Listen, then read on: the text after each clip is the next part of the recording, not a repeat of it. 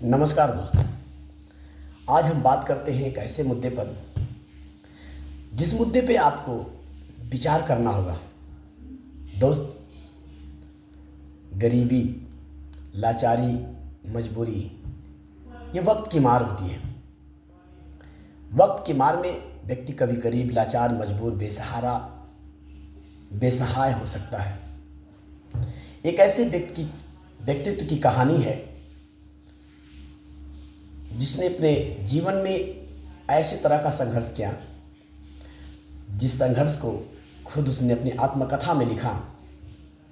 आप खुद भी विचार कर सकते हैं दोस्तों कि अगर क्या आपने कभी सोचा है कि अपनी थाली से निकाली गई जूठन किसी और के खाने की मजबूरी बनते आपने देखी है?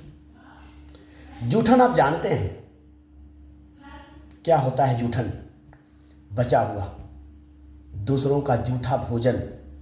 यह शीर्षक का प्रतीक है उस अपमान, उस तिरस्कार और दीनता का जो दलितों को सदियों से झेलनी पड़ी है। हाँ दोस्तों, आप बिल्कुल समझ रहे हैं। मैं बात कर रहा हूँ उस किताब की जिस किताब का शीर्षक है जूठन। ओम प्रकाश वाल्मीकि जी ने अपनी आत्मकथा लिखी है और उस आत्मकथा पे हम विचार करना चाहते हैं कि हमारा सदियों से भारत कैसा रहा और अंतिम व्यक्ति की क्या जिंदगी है, कैसे वो जी रहा है। हाँ दोस्तों, बिल्कुल आपने सही सुना। हम बात करना चाहते हैं आज।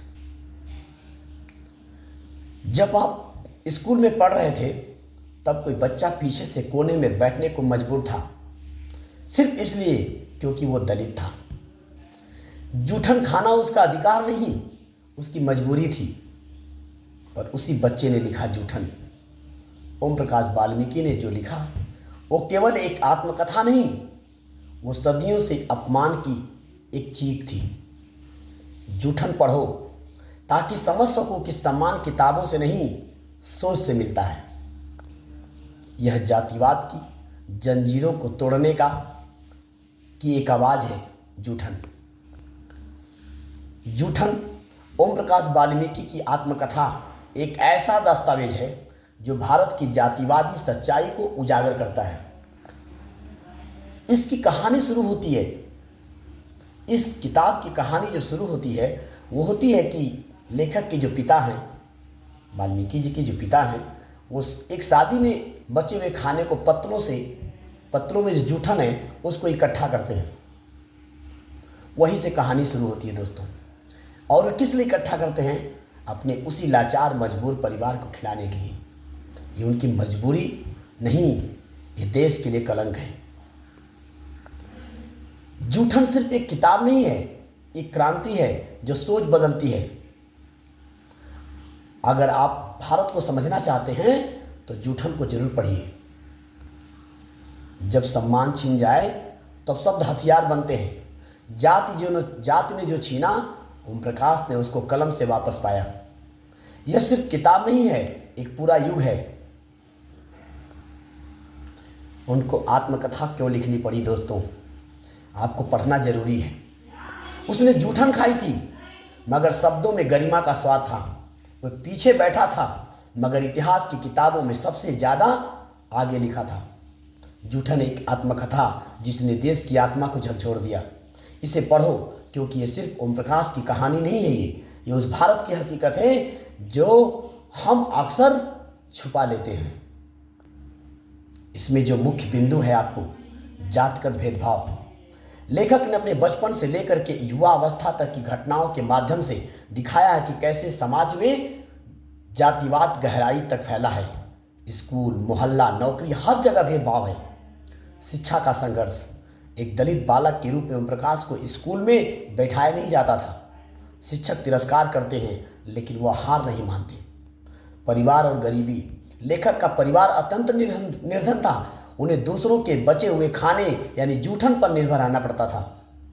आत्मसम्मान और विद्रोह। लेखक ने परिस्थितियों से लड़ते हुए शिक्षा प्राप्त की, नौकरी की, साहित्य लिखा और दलित चेतना की आवाज़ बने।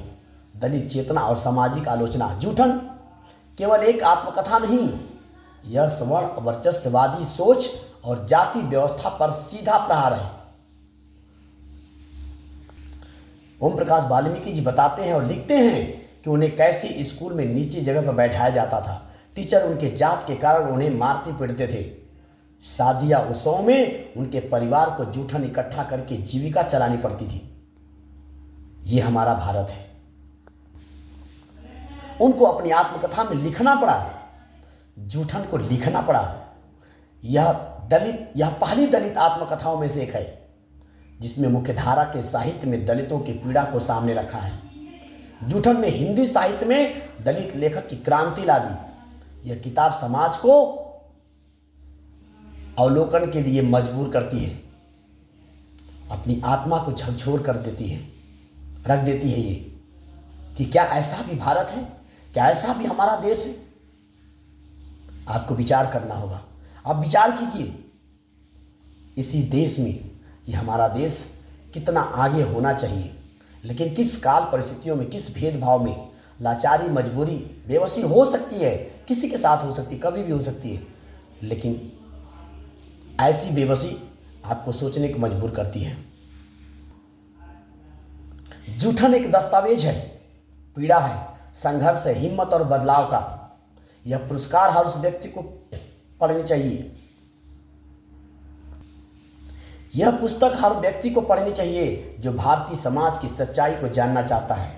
यह सिर्फ दलितों की कहानी नहीं, यह भारत की जातिवादी सोच का आईना है। दोस्तों, ऐसी सच्चाइयों को जानना।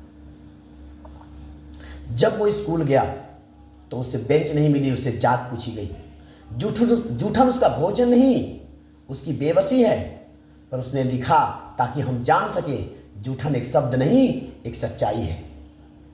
गेम चेंजर 19 ऐसी कहानियों को आप तक लाने का प्रयास करता है कि आप जानिए, आप पढ़िए। ऐसी किताबों को आपको पढ़ना चाहिए, ढूंढ करके पढ़ना चाहिए। दोस्तों, गेम चेंजर 19 आपके लिए ऐसे ही प्रयास हमेशा करता है और करता रहेगा। आपको पढ़ करके पता चलेगा जूठन के बारे में, आपकी रूह कांप जाएगी। आपको लगेगा कि आप किस दुनिया में जी रहे हैं। दोस्तों, आपको चिंतन करना चाहिए, आपको विचार करना चाहिए। और गेम चेंजर 19 आपको मजबूर करता है चिंतन करने के लिए, विचार करने के लिए और सोचने के लिए। कोई जरूर नहीं इस पर लाइक और कमेंट करें, आप इसे पढ़ें जरूर। अगर आप चाहते हैं कि मैं ऐसी कहानियों को और मैं ढूंढ करके आप तक लाऊं, तो बिल्कुल आप हमें प्रमोट करें और लिखें आप मेरे लिए किस पर आपको कहानी चाहिए।